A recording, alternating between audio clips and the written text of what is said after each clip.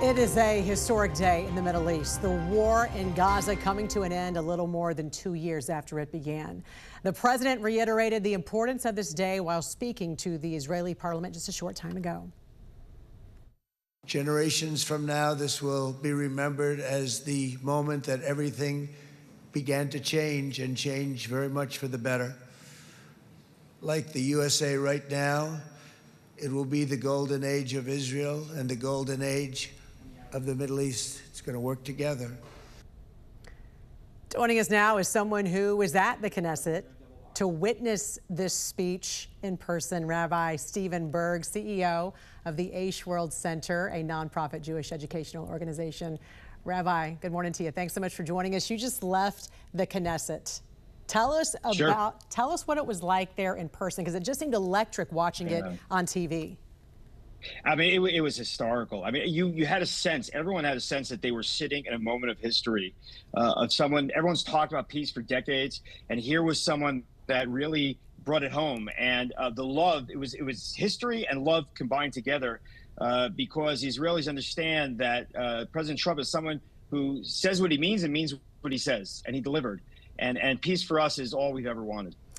2 years, 737 days since Hamas terrorists took captive those hostages, and now they're coming home. What has the atmosphere been like there in Israel, and what is it like today? I mean, the emotions are overwhelming. Everyone was watching families being united on their phones as they were listening to the speech. And, you know, we're right there by the Western Wall, right behind us. That's where our offices are. I mean, it was jam-packed last night, throughout the night. I mean, you're talking about tens of thousands of people coming there, praying, thanking. This has been a 2-year nightmare, which is finally over. And, you know, we're ready to move on. And thankfully, the United States is the greatest country in the world. And I think everyone should know that, because only the United States could have stepped in and done what has been done. And I think only President Trump could have done it. And I think the Israeli people understand that. And so we're thankful to God, because we know this was, he played a big part here. We're also thankful to him for sending us the United States of America and President Trump. I got to tell you, it's really remarkable to even be live with you right now and to see the background there behind you, because you don't hear the sirens, you don't hear gunfire. I mean, just talk about that. It just seems so peaceful there behind you. This is a place of prayer. And as I mentioned to many people, from 1948 to 1967, if I was a Jew standing where I'm standing, I would have been killed. Since 1967, when Israel took over the old city of Jerusalem, all three religions have been able to flourish. So I have good relationships with the Christians and the Muslims that are here in the old city, and the Jews.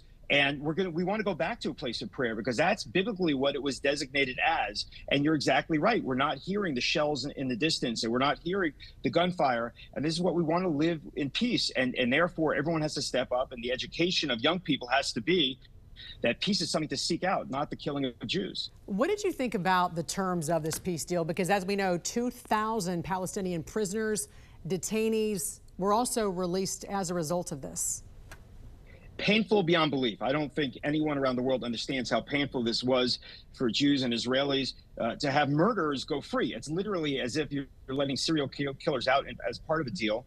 These are terrorists, and it's very, very painful. But for us, these 20 young men coming back alive, I can't even give the value upon that. So we know that we have to sacrifice for peace. We're not thrilled. But, you know, the truth is, when you make peace, neither side is thrilled. And I think we understand that. And I hope the other side understands that. And we need to move on. But frankly, no one in Israel actually expects the other side to move on, because we understand that now they're going to try to bring Israel to criminal court. They're going to try to push this as far as they can, instead of trying to make peace practically, like the American administration has done. So our hearts are a little bit broken. But as I tell everyone, there's nothing stronger than the broken heart of a Jew. Our hearts have been broken, but our hearts are much stronger now, and we're going to continue to pursue peace. I want to listen to some of President Trump's historic speech to Parliament. I know you just witnessed it as well in person. Let's take a listen together. This is now a very exciting time for Israel and for the entire Middle East, because all across the Middle East, the forces of chaos, terror, and ruin that have plagued the region for decades now stand weakened, isolated, and totally defeated. A new coalition of proud and responsible nations is emerging. And because of us, the enemies of all civilization are in retreat. Thanks to the bravery and incredible skill of the Israeli Defense Forces and Operation Rising Lion,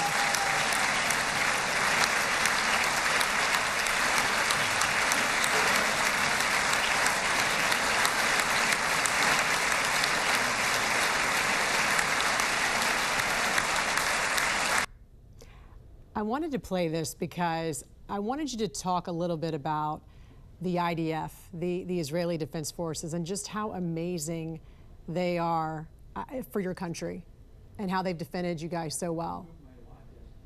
Look, I can tell you that from my own family's experience, to make it personal, I have two nephews that serve in the IDF and Special Forces. One of them got married 10 days before October 7th, and for a year, almost barely saw his wife. And I called my sister every day. Every morning, I would start my day calling my sister, how are the boys doing? And for us, it's a country of a draft, but it's more than that. It's a country of service, a country that looks back at 2,000 years of persecution. We look back at the Holocaust, and we understand that our young men and young women of the IDF must defend the Jewish people. And so there was never any question that, you know, when they came across and killed the Jews they did and took them as hostage, we kept saying that for 2 years. We said, return the hostages and this will all be over. And there was no pressure from the rest of the world on Hamas to give back those hostages. So we could not have been prouder of the young men and young women of the IDF. And we lost 1,000 souls along the way the last 2 years. But their sacrifice was here so we can live and walk the streets and live in peace. And they're heroes. And last night, I was with one of the families waiting for their son's body to be returned. He was a hero. He was supposed to have surgery that day. He heard about what was going on. He grabbed a gun. Was special. He went down the fight and he was killed. And we were dancing with a Torah scroll, which is our holiest item that was given in his memory. So we push forward. We push forward, and there's not one of those 1,000 soldiers that we will not carry around in our hearts the rest of our lives. Rabbi Stephen Berg, such a pleasure to talk to you this morning. And it's just wonderful to see that live picture there from Israel and just how beautiful and peaceful it is there behind you there, the Holy Land. God bless you. Thank you for joining us. Thank you. God bless. Thank you. Emotional reunions as the final 20 hostages held by Hamas were reunited with their families across Israel. People cheered in Tel Aviv celebrating this milestone moment. Under a U.S.-brokered ceasefire deal, hundreds of Palestinian prisoners and detainees were met with large crowds as they also reunited with their relatives in the West Bank. President Donald Trump declared a dawn of a new Middle East. This deal, this once-in-a-lifetime deal, nobody's ever seen anything like what's happening today. On Monday, photos released by the Israeli Prime Minister's office show a freed hostage playing with his children for the first time in 2 years. Families say they never stopped fighting for the release of their loved ones. Keep sharing your stories to policymakers. Keep telling us what do you think needs to happen and give us ideas on how we can break the deadlock. And we kept doing that. They kept open the White House for us. And President Trump has done it. President Trump said that phase 2 of his 20-point ceasefire plan to end the war between Israel and Hamas has already started as he meets with world leaders in Egypt for a summit on Gaza's future and peace in the Middle East. You look at Gaza, it needs a lot of cleanup. This is clearly, in my mind, I think in the mind of everyone in this room, probably one of the most important days for world peace in 50 years. I'm Maribel Gonzalez reporting. How did you get out, and how did Keith get out? I got it out on a deal that all the women and the children after 51 days. Keith stayed there for a year and 4 months, and he came out on a deal. And he's American. He's American. And he was just, you told me, in Washington meeting with President Trump? Yes. He didn't meet President Trump, he spoke to him.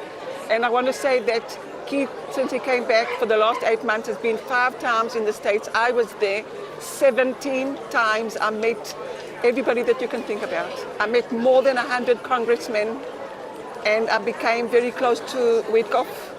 I talked to him all the time, and I want to thank President Trump. You're talking about the president's personal special envoy, Steve Witkoff. Yes, and he's working hard around the clock, and I want to thank him for that from the bottom of my heart. I want to thank him from the from this whole country.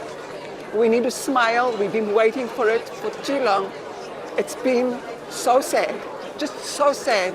And for us, Keith and I, being a hostage, knowing what's happening there and what they're feeling, the hostages, is one of the worst things that any person can go through. So many of the hostage families I've been seeing here at Hostage Square are telling me they give so much credit to President Trump for making this happen. You know, I want to say that he's got such a big part in it, and I want to thank him, and we all want to thank him.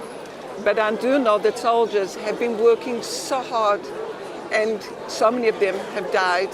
Israeli soldiers. Israeli soldiers have died because they've done everything they could to bring the hostages home. So I think it's like a work that they did together.